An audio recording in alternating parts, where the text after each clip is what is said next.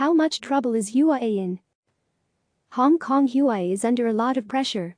Fresh U.S. sanctions have cut off the Chinese tech company's access to vital American technology to a greater extent than ever before. Countries and mobile network operators around the world are now questioning whether Huawei will be able to deliver on its 5G promises. And rising anti-China sentiment in India and elsewhere is not helping matters. U.S. Secretary of State Mike Pompeo declared last month that the tide is turning against Huawei as citizens around the world are waking up to the danger of the Chinese Communist Party's surveillance state. Those remarks were a bit preemptive, said Carisa Nietsche, a researcher at the Center for a New American Security, a Washington think tank. Pompeo lauded countries such as the Czech Republic, Poland, and Estonia for only allowing trusted vendors in their 5G networks. But Nietsche noted that many of those countries made up their minds last year when they signaled they wouldn't work with Huawei. And European countries with much bigger economies, such as the United Kingdom, France and Germany, have yet to announce a total ban on Huawei. But there is the beginning of a sea change in Europe, Nietsche said. European countries and mobile carriers are now worried that Huawei won't be able to provide 5G infrastructure as promised given the massive hit to their business from the new U.S. export controls, she said. Huawei's 5G business in grave danger. Huawei has been here before. Last year, the U.S. government barred American firms from selling tech and supplies to the Shenzhen-based company without first obtaining a license to do so. Huawei stockpiled inventory and found alternative suppliers, and as a result, continued doing brisk business despite the U.S. ban. The company's overseas smartphone sales took a hit, though, because it was forced to release new models that weren't able to access to popular Google apps. Even after reporting a strong finish to 2019, however, Huawei warned that 2020 would be difficult. That would prove to be all too true. Huawei's Shenzhen headquarters. Its 5G business is in danger as the company battles a prolonged American campaign against its business. The latest U.S. sanction announced in May cuts much deeper than last year's ban. It applies to any global firms using American equipment to make semiconductors. The new rule restricts companies like TSMC, a Taiwan-based firm, from exporting computer chipsets and other key components to Huawei. Without those chipsets, Huawei can't build 5G base stations and other equipment, according to analysts at brokerage firm Jefferies. Based on the current direct export rule that the U.S. put on, I really think that Huawei's 5G equipment business is in grave danger, Jefferies analyst Edison Lee said on a recent call with investors. If the law doesn't change, and if the U.S.-China tension does not de-escalate, then I think there's a big risk that Huawei will stop being able to provide 5G equipment from early next year, he added. Asked for comment for this story, Huawei spokeswoman Evita Cao said we continue to receive support from our customers without going into further detail. The company said in May that it categorically opposes the latest U.S. sanction, calling the new rule discriminatory.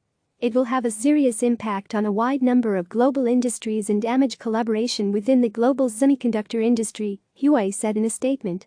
We expect that our business will inevitably be affected, it added. That may already be happening in the United Kingdom. On Saturday, the UK-based Telegraph newspaper reported that Prime Minister Boris Johnson is poised to begin phasing out Huawei 5G tech in Britain as soon as this year, walking back a decision that granted Huawei a limited role in building that network. Earlier last week, Oliver Dowden, the country's digital and media secretary, said that the U.S. sanctions will likely have an impact on the viability of Huawei as a provider for the 5G network. I am not a sinophobe, I won't be drawn into sinophobia, Johnson said on Tuesday.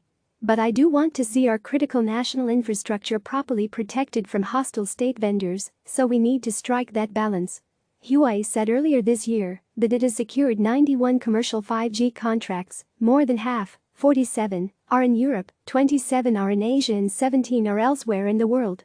China tensions. The United States has long viewed Huawei warily, suspicious of how closely the company is tied to the Chinese Communist Party. The company maintains that it is a private firm owned by thousands of its employees. Critics also say Beijing could force Huawei to spy on other nations.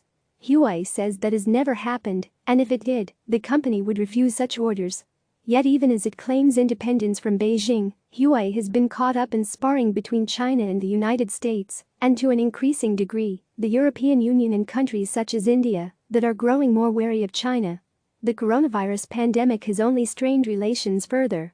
Some countries, such as the United States, have blamed China for the outbreak, and others have been put off by what they see as Beijing's aggressive response to criticism.